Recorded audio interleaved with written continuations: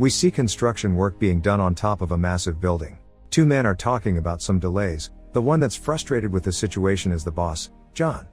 Moments later, he's driving his car, listening to the radio about an interstellar comet that will fly by close to Earth. He arrives at a suburban neighborhood and walks up to a house, reluctant to go in. He enters a room where a woman is seen on a treadmill. That's Ally, his wife. They have an awkward conversation surrounding their child, Nathan, and his upcoming birthday party. The son arrives and is excited to see him. They go to his room and talk about a drawing he made of the coming comet, named Clark. As they're laying on the bed, it's revealed that the boy is a diabetic.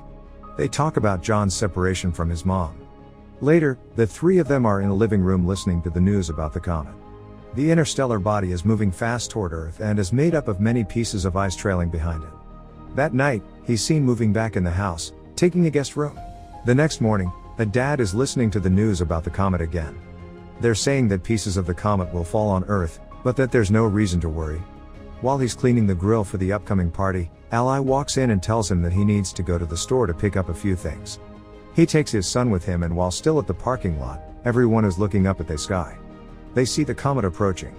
Inside the store, as they are shopping, John gets a presidential alert on his phone and then an automated call.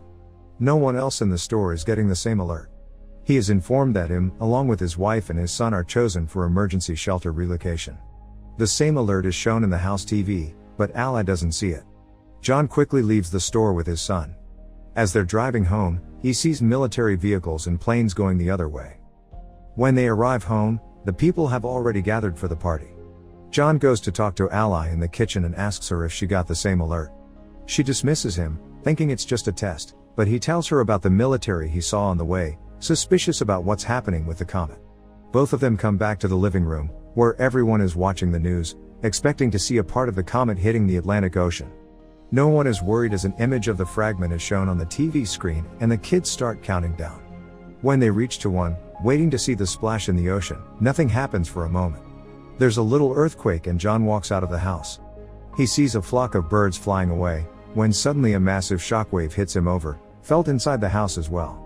He comes back in and everyone is scared, still listening to the news.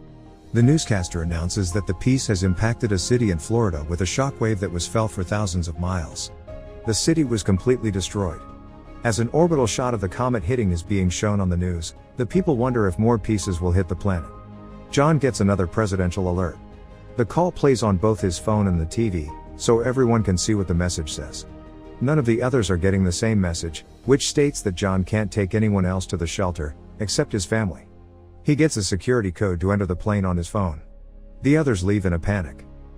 John and Ally are packing, worried if they'll have enough insulin for the boy. The child asks about his grandpa. Ally is preparing food and listening to the terrifying news, as John goes to get Nathan, who says that the sky is on fire. Pulling out of the driveway, they see that none of their friends got the same call. One of them tells the family that the news is reporting that a huge piece of the comet, called Planet Killer, will hit the Earth in 2 days. As they are leaving, another neighbor runs to them, begging to take their daughter. John refuses and they drive off, arguing in the car that even if they did take her, she might have been turned away at the airbase. Later, as they are driving, people are seen already looting the stores. Suddenly, they drive up to a massive traffic jam on the highway and John goes the other way, taking a side road. They're listening to the news on the radio, saying that there have been more impacts and others are expected, which might take out entire cities or even cause an extinction-level event. They arrive at the airbase, being guarded by the military. People are gathered around the doors because they're not being allowed in. The family pushes through the crowd and is allowed entrance with the barcode they received. Once inside, they are given wristbands for personal identification and are told to move all their things into one smaller bag. Suddenly, they realize the insulin for Nathan is gone and John goes to take it from the car. Ally goes to tell the soldiers about her husband, but tells them about the boy's diabetes and causes a problem. She's taken to a superior officer that informs her that someone with a chronic condition can't be on the plane. Ally tries to reason with her, but she gets turned down. She and her son get escorted out of the base.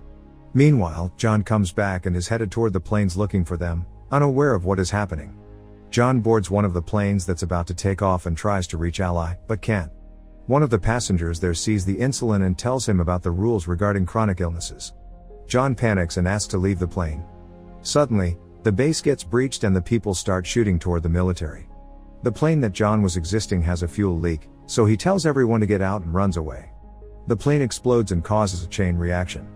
John finds out about his family being rejected, as the two of them are already back at the car. Nathan is already low on insulin. The chaos in front of the base continues, so John takes a while to get back at the car too. Once there, he finds a message from Ally that she's taking Nathan to her dad's place, so John goes after them. On the road there, Ally and the boy get to a pharmacy. She checks his blood sugar and they go to find insulin for him. Suddenly a gang walks inside and starts shooting, killing people all around. They manage to escape and get into a car with some people that will take them part of the way to her dad's. The couple Ally is riding with start acting strangely very fast. Eventually, they throw her out the car, take her wristband and drive off with her son, leaving her stranded on the highway. Meanwhile, John is lucky enough to find a ride up north as well. Inside the truck, John sparks a conversation with one of the men, Colin, who tells him that they are headed to Canada where the driver knows someone that has a plane and can take people to the shelters. Apparently, the military has set up the shelters on Greenland. The man tells him to find his family and meet him in Canada, so they can take one of the planes too. Another one of the people in the truck eyes John's wristband and demands that John gives it to him, but when he refuses, a huge fight unfolds. The fighting causes the truck to swirl and crash, throwing the people from the back out. The fight continues regardless and John ends up killing the guy. Colin dies in the crash. In the meantime, Ally gets another ride toward the base where the people that took Nathan are headed. He is still seen riding with them when they get to the airport base. At the first stop, as they are showing the wristbands, the boy tells the soldier that those people are not his parents and the soldier gets them escorted away, taking him inside. Later, Ally gets there too and tries to find him, from one stop to another, from one medical unit to another. She finally finds him and she's informed that he's been given insulin. The nurse says she'll help Ally find a military transport to her father's city and that she will stock her with medicine for Nathan. John breaks into a house for some water and food. He checks the news immediately, only to see that the main impact is expected in just under 24 hours. He finds keys to the family's car and takes it, getting to Ally's dad fast. He finds him playing cards with his buddies, asking about his daughter. They decide to put their differences aside and work together to find her and Nathan. Meanwhile, the two of them arrive at a gas station and call the house. John and her father go to pick them up and the family is finally back together. All of them get back to the house and see that the information John got about the shelters was true. He convinces Ally that they should go to Canada and try their luck, so they prepare for the journey there. Unfortunately, they can't convince Ally's father to join them. Suddenly, a giant piece of the comet falls nearby, prompting them to go immediately. Ally's father gives John a gun and says his goodbyes, staying behind as they drive away. John and Ally reconnect during the drive, promising to stay together. They stop for a blockade along the road, when debris from the comet starts falling all around them. John drives out from the line of cars, but the fragments are falling everywhere. Ally gets in the back to cover Nathan, while John tries to find shelter. They stop near a bridge, where others hide as well, but John runs off to help a man out of a burning car. Later that night, they continue their journey and pass into Canada. While searching for the airport, they listen to the radio and discover that they don't have much more time until the biggest part of the comet hits Earth and destroys more than 75% of all living things. As they drive, they see one plane getting air and another almost taking off, so they chase after the second one. John stops the plane by driving right in front of it. The pilot is reluctant to take them in, since he is already at full capacity, but they succeed in convincing him. John has a dream about better times and when he wakes up they are approaching Greenland. The place seems unaffected by the comet, until a moment later a fragment impacts the water and creates a shockwave that hits the plane. Both engines are failing as the pilot tries to keep the plane in the air. They glide trough the air, landing smoothly, but hit the glacier. The pilots are pinned on impact, but John isn't able to help them. He sees a military plane land a mile away, so he shows the people from the plane there and when they arrive, a military truck takes them in and gets them to the shelter.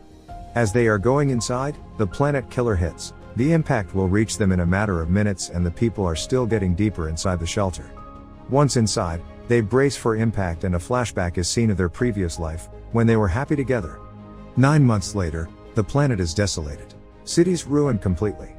A radio signal is searching for survivors and establishes a connection, informing the receiving end that the dust has settled and there is no radiation. The hatches of the shelter open and reveal that the family is still alive, facing the ruin of the planet. As a symbol of hope, they see a bird flying outside and start coming out of the shelter. As the Earth is seen from space, radio signals communicate from all around the globe. There are people still alive everywhere on the planet.